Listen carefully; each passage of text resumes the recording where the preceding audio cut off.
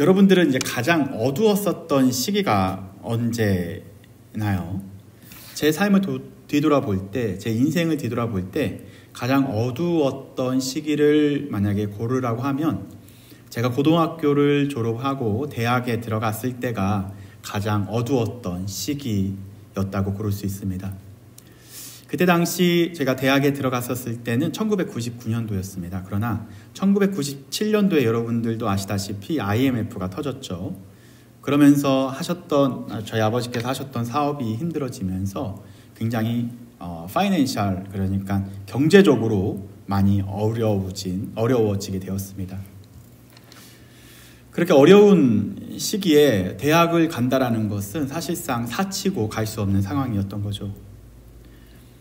친구들은 대학을 가기 위해서 열심히 공부했지만 저는 어떻게 돈을 벌을까만 고민했었던 것 같습니다.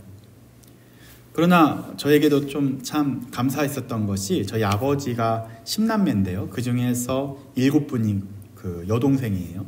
그래서 고모 7명들이 다들 30만 원씩 모아서 7, 3에 21 그리고 한 부모가 100만 원까지 해주셔서 다행히 그 대학 입학비를 저에게 주셔서 제가 대학교를 갈 수 있게 되었습니다. 어려운 상황 가운데 서울로 혼자 이렇게 적은 돈을 가지고 서울로 올라오게 됐죠. 근데 참으로 그때부터 어두움이 시작된 것 같습니다. 대학을 입학을 했지만 서울에서 혼자 외롭게 살아갈 수 있을까에 대한 고민을 하면서 아르바이트를 하고 또한 일을 하면서 대학을 다녔습니다. 가장 어두웠던 시기, 그때 당시 저는 소망도 없었고요, 꿈도 없었고요. 그냥 빨리 대학을 졸업하고 공장에 들어가서 공장장이 되는 게 저의 소박한 꿈이었었습니다. 그것도 굉장히 의미 있는 꿈입니다. 왜냐하면 작은 공장이지만 그곳에 돌아가서 적은 월급으로 좋은 일을 하면서 산다라는 것이 저에게는 굉장히 큰 꿈이기도 했었던 거죠.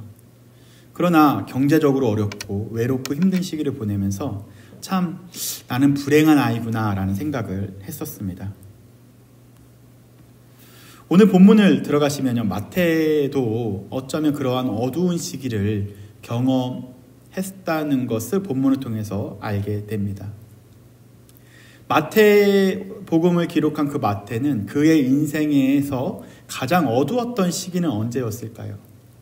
저는 마태가 가장 어두웠다고 생각했었던 시기를 두 시점을 보고 있는데요. 그 중에 한 시점이 바로 오늘 구절에 오늘 본문에 나타나는 그 시점입니다. 오늘 본문에서는 마태가 예수 그리스도께서 십자가에 달리기 전의 사건을 기록하고 있는데요. 45절을 보시면 제6시로부터 온 땅에 어두움이 임하여 제9시까지 계속된다라고 이야기해주고 있습니다. 마태가 기록한 겁니다. 몇 시부터? 제6시로부터 온 땅과 어두움이 임하여 제9시까지 그 어두움이 계속되었다라고 이야기하고 있죠. 어두운 시간. 그렇다면 보통 여러분들 성경에서 시간이 나올 때 더하기 6을 하면 됩니다. 그렇다면 여기서 나왔었던 6시부터 9시까지라면 6시 더하기 6은 뭐가 될까요? 6 더하기 6이 뭐지, 수지야? 6 더하기 6이? 맞아요. 12가 되죠. 즉 정오 시간대부터 그 다음에 6 더하기 9가 되니까 오후 3시가 됩니다. 즉 12시부터 오후 3시까지가 가장 밝아야 될 그 시간을 마태는 뭐라고 기록하고 있냐면요, 가장 어두운 시간이 되었다. 그 어두움이 계속되었다라고 이야기해주고 있습니다. 가장 밝아야 할 그 시간이 가장 어두운 시간이 되었던 거죠. 이 어두움은 단순히 자연적인 현상을 넘어서 초자연적인 어두움을 표현할 때 쓰는 표현입니다. 역사적으로 가장 어두운 시점이 시작되었다. 이제 어두움이 시작되었다라는 것이죠. 왜냐하면 이스라엘 백성들 입장에서 그토록 기대했었던 몇천 년 동안, 몇백 년 동안 기다렸었던 그 메시아가 죽음을 맞이해야 하기 때문에 더 이상 소망이 없는 절망의 시간을 그들은 맞이하게 됩니다. 이스라엘 백성들은 자신을 구원해 줄 메시아를 기다렸습니다. 하나님께서는 다윗 자손으로 하여금 너희들을 구원해 줄 메시아가 너희들에게 올 거다라고 언약하셨거든요. 약속하셨거든요. 그 메시아가 바로 예수 그리스도셨습니다. 그러나 우리 눈앞에서 그 메시아가 죽임을 당하게 됩니다. 그렇게 따라다녔었던 예수 그리스도께서 아무 힘없이 십자가에서 돌아가시는 모습을 볼 때 그들은 좌절과 절망감을 갖고 어두움으로 깊이 들어가게 됩니다. 사랑하는 성도님들께서도 가장 소중한 것을 잃어버렸을 때 그 좌절감을 어떻게 표현할 수 있겠습니까? 가장 소중한 무언가를 잃어버렸을 때 그 좌절감과 슬픔은 말로 형용할 수 없습니다. 오늘은 그 좌절감을 맞이한 한 명의 제자의 관점에서 오늘 본문을 살펴보려고 합니다. 오늘 본문은 마태복음입니다. 그렇다면 마태복음은 누가 쓴 걸까요? 마태복음이니까 마태가 쓴 거겠죠. 그러면 이 마태는 어떤 사람이었는지 우리가 살펴볼 필요가 있습니다.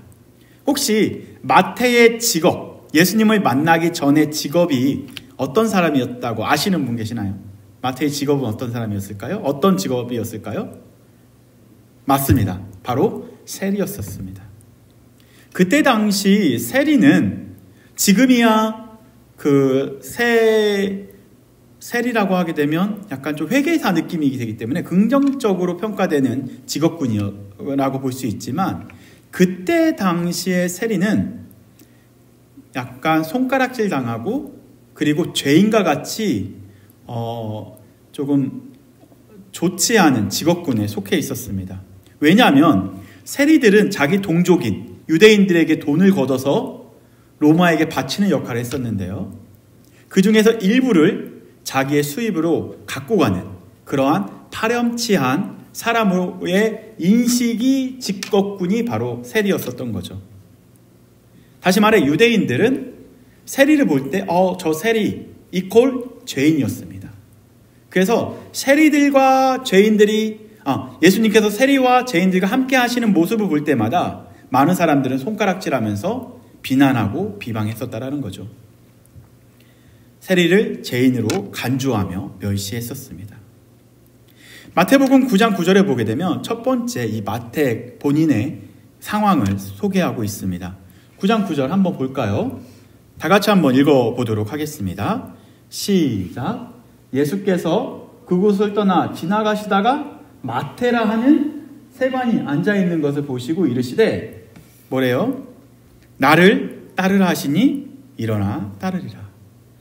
이 마태복음을 기록한 마태 자신을 처음으로 기록한 모습입니다. 자신의 삶을 객관화시켜서 서술하고 있는 모습인 거죠. 예수님을 만나기 전에 그의 인생은 어떠한 인생이었냐면요. 앉아있는 인생이었습니다. 욕 얻어먹는 인생이었고요. 다른 사람에게 손가락질 당하는 그러한 인생이었습니다. 실패한 인생이었던 거죠. 소망이 없는 삶이었고요. 죄인의 삶이 그의 삶이었었습니다. 한마디로 표현하자면 세리 마태의 삶은 앉아 있었던 상태입니다. 이 마태복음 9장 세리를 만나기 전에 예수님께서 누굴 만나시냐면요. 그때 당시 같이 있었던 중풍병자, 그러니까 누워만 있었던 사람을 예수님께서 일으켜 주십니다. 이렇게 누워만 있는 병자와 같은 사람을 일으켰던 것처럼 오늘 예수 그리스도께서 앉아만 있었던 누구에게 찾아오셔서 일으키신 거예요?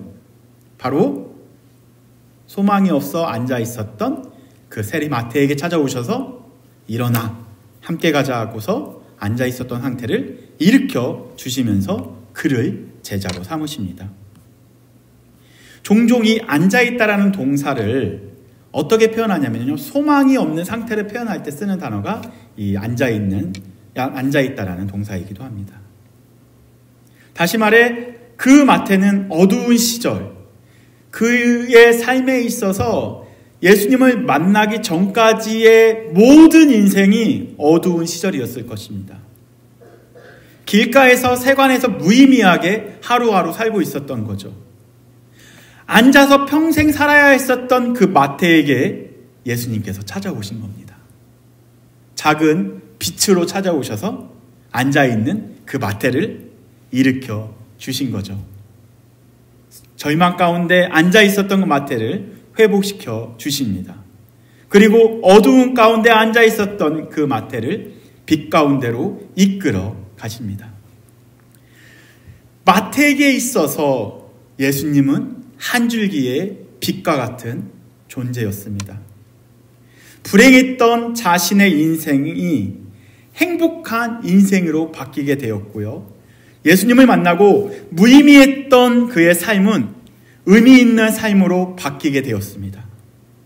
절망의 자리에서 그는 생명의 자리, 그리고 소망의 자리로 옮겨졌습니다. 앉아있던 자리에서 일어날 수 있는 자리로 바뀌게 되었던 거죠. 죄인의 모습에서 의인으로 바뀌게 된 것이 바로 세리 마태였습니다.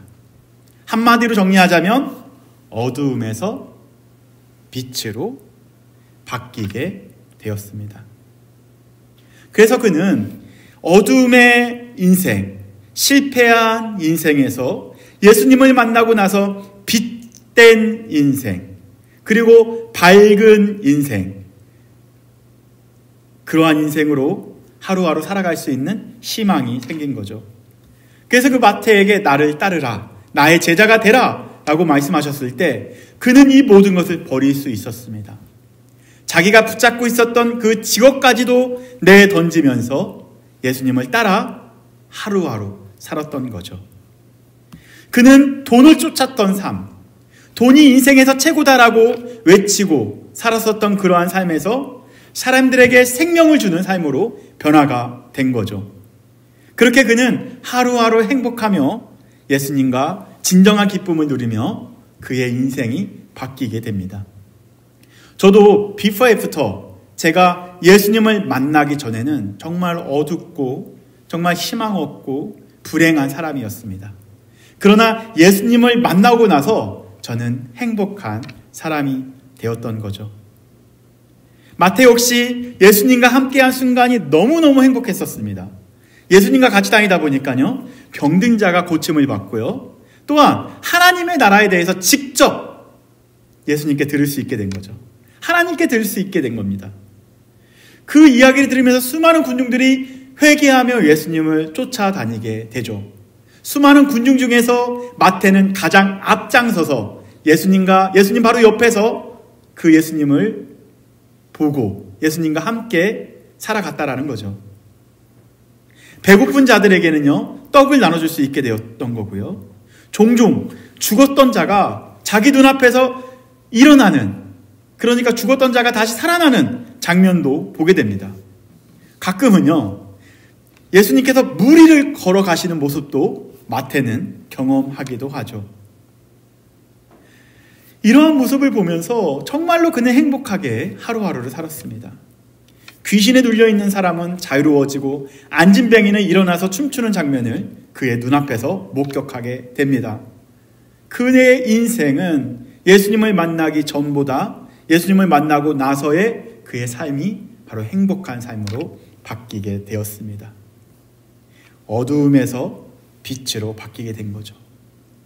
그의 삶의 전부가 바로 예수님이 되었습니다.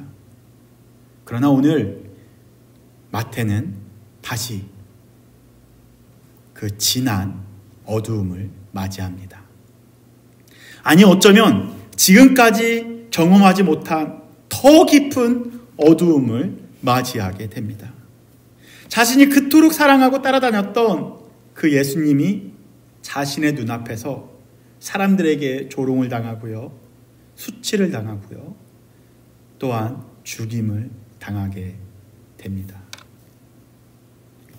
주변 사람들은 예수님을 비아냥거리고 육체적으로 더 아프게 가하고 또한 예수님을 조롱하며 또한 예수님을 죽입니다. 자기 눈앞에서 그러한 광경이 펼쳐지는데 그는 아무것도 하지 못하고 그 절망의 순간을 바라만 봐야 했습니다. 사람들이 예수님을 어떻게 비아냥거리냐면 47절에 나와 있습니다. 47절 한번 보도록 하겠습니다. 47절, 거기 섰던 자 중 어떤 이들을 듣고 이르되 이 사람이 엘리야를 부른다 하고, 이렇게 비아냥거리면서 48절, 그러니까 너가 엘리야처럼 다시 한번 기적을 일으켜봐 하면서 비아냥거리는 거겠죠. 48절 볼까요? 48절은 육체적으로 그를 더 아프게 합니다. 그 중에 한 사람이 곧 달려가 해면을 가져다가 신 포도주에 적시어 갈대에 깨어 마시게 하거늘. 갈증난 상태, 더 이상 참을 수 없는 상태에 신포도주를 먹였다라는 것은 정말로 더 갈급하게 만드는 상황을 이야기합니다. 육체적으로 아예 다 말려버리는 거죠. 또한 예수님을 조롱하는 장면이 49절에 나옵니다. 그 남은 사람들이 이르되 가만두라, 엘리야가 와서 그를 구원하나 한번 보자 라고 하면서 그를 조롱하는 장면이 마태의 눈앞에서 죽어가는 예수님의 마지막 모습이었습니다. 50절 다 같이 한번 읽어볼까요? 50절 시작. 예수께서 다시 크게 소리 지르시고 영혼이 떠나시니라. 무능력한 제자 마태 앞에서 예수님은 죽임을 당하게 됩니다. 마태에게는 너무 끔찍한 사건이었습니다. 45절에 어두움이 시작되면서 50절에 그 어두움은 절정에 이르게 됩니다. 유일한 빛이었던 예수 그리스도가 죽임을 당했기 때문에 더 이상 그에게는 희망이 없는 삶이 되었습니다. 그 어둠 가운데 가장 큰 절규의 외침의 소리가 있었습니다. 그 소리는 저희가 아직 읽지 않고 넘어왔는데, 오늘 본문이 45절부터 50절까지였었는데 우리가 읽지 않은 구절은 딱 한 구절이 있었습니다. 그 구절은 예수 그리스도께서 십자가에서 절규하며 외쳤었던 가장 큰 목소리였습니다. 여러분들도 이 구절을 읽으면 읽을수록 이해가 되지 않는 본문이기도 할 것입니다. 한번 다 같이 읽어볼까요? 46절 한번 읽어보도록 하겠습니다. 아까 절규도 한번 볼까요? 네. 이 몽크의 절규 아시죠? 이거 수지 책에도 나온다고 하던데. 아트 선생님 그 교실에 있다고 하더라고요. 네. 어쨌든 절규하는 모습 한번 보도록 하겠습니다.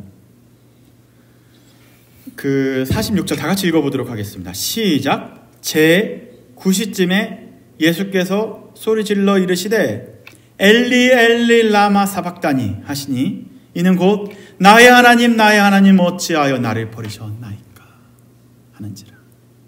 이건 예수님께서요 십자가에서 7마디를 하십니다. 십자가에서 못 박히고 나서 죽기 전까지 7마디를 하시는데요, 그 중에 한 구절이 이겁니다. 라마 사박다니.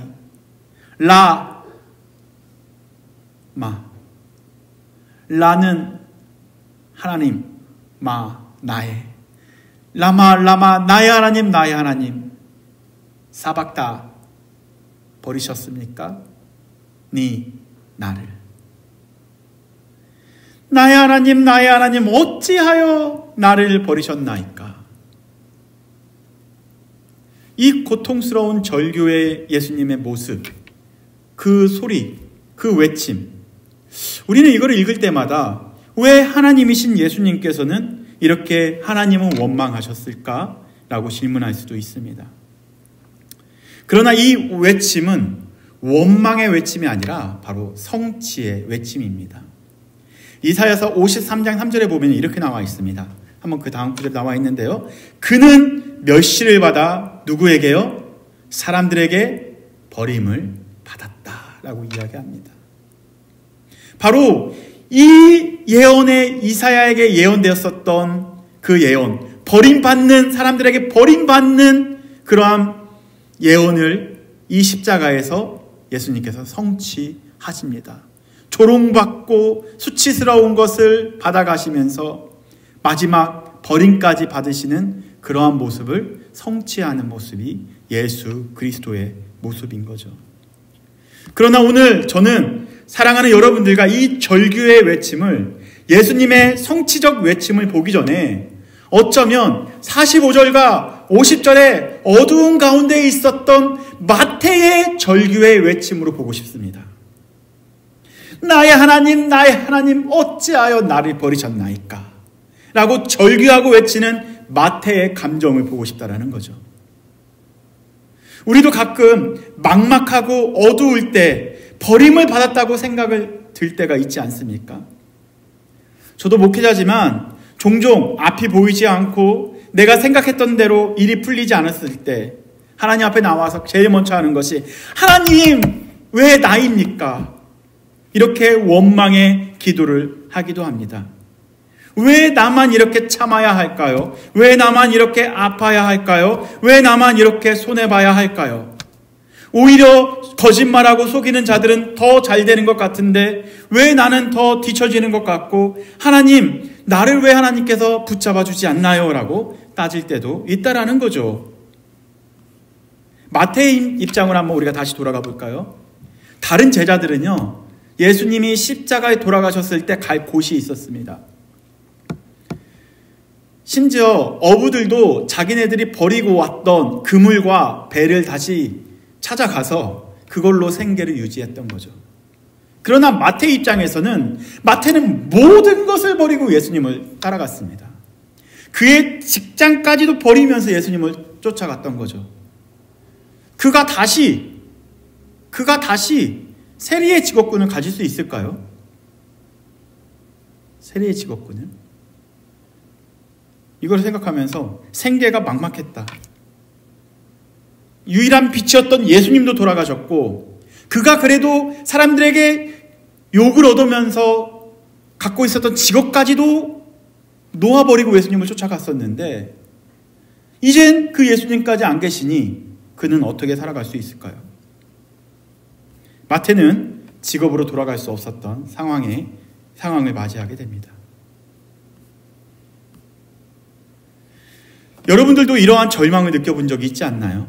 간절히 바랐던 그 꿈이 깨어졌을 때, 전부였었던 것을 잃어버렸을 때, 하나님, 이것만큼은 제가 놓을 수 없어요. 이것만큼은 꼭 이뤄야 돼요. 라고 열심히 발버둥치고 붙잡았던 그것을 잃어버렸을 때, 우리는 마태와 같이 어두움을 경험하고 하나님을 원망합니다. 그래서 이렇게 고백하죠.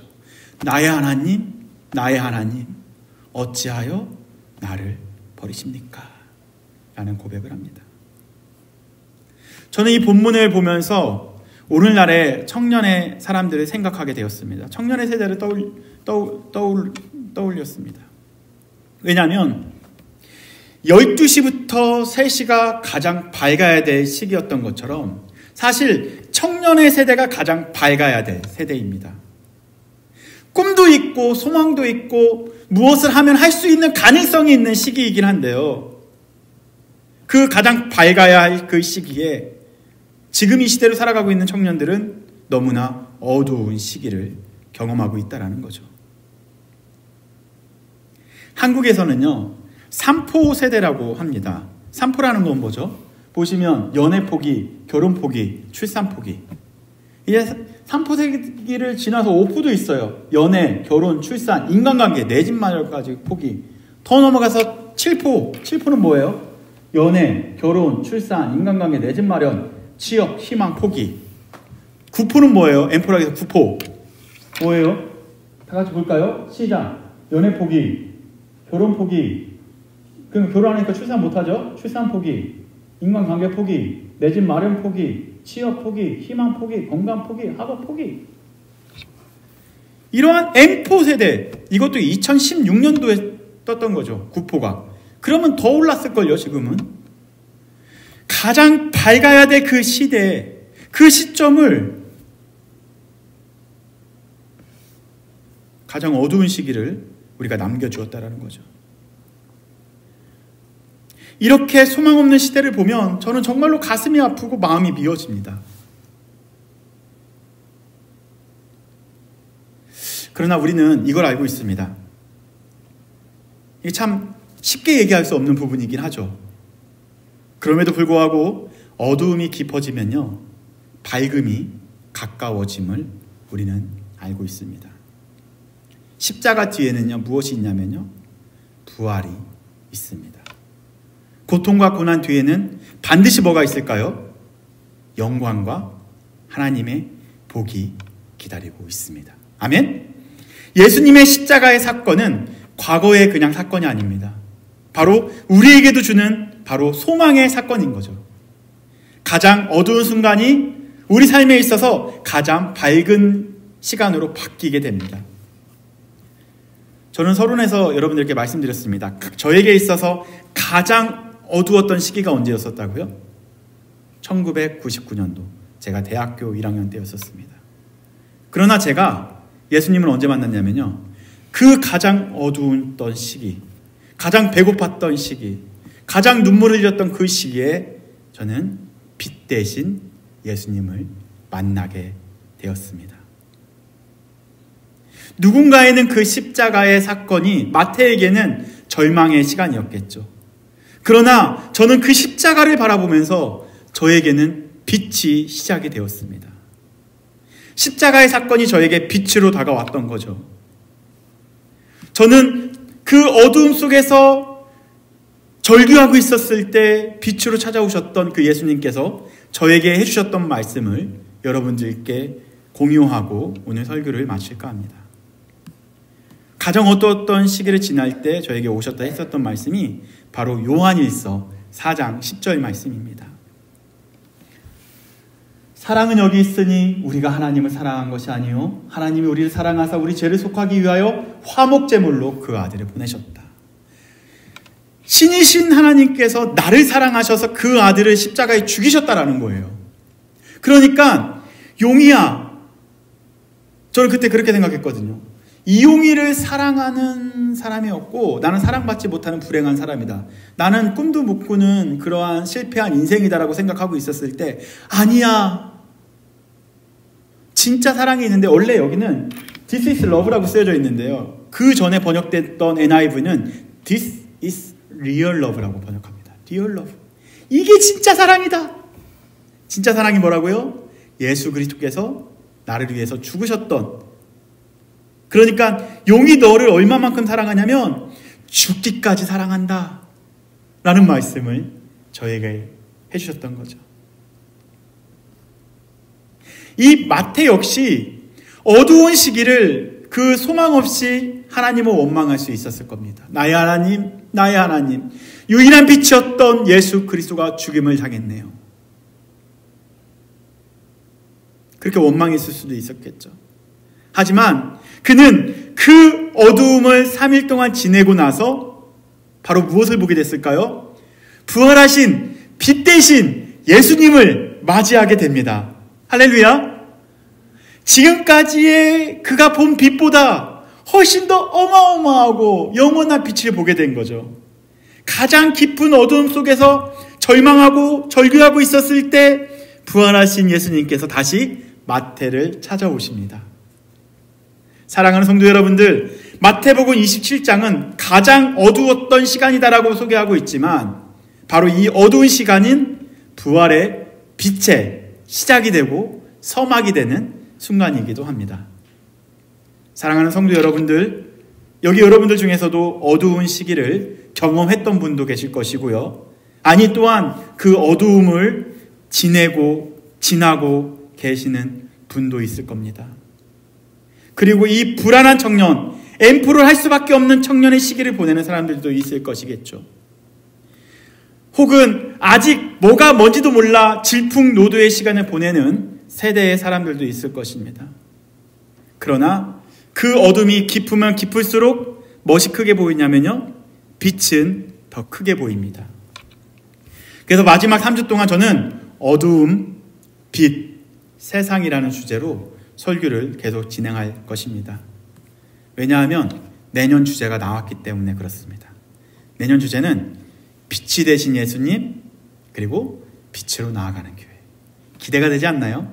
빛이 되신 예수님께서 우리에게 오셨던 것처럼 또한 우리가 빛으로 나아가는 여러분들과 교회가 되기를 소망해 봅니다. 사랑하는 성도님들의 가정에도 빛으로 가득한 2025년도가 되기를 소망합니다.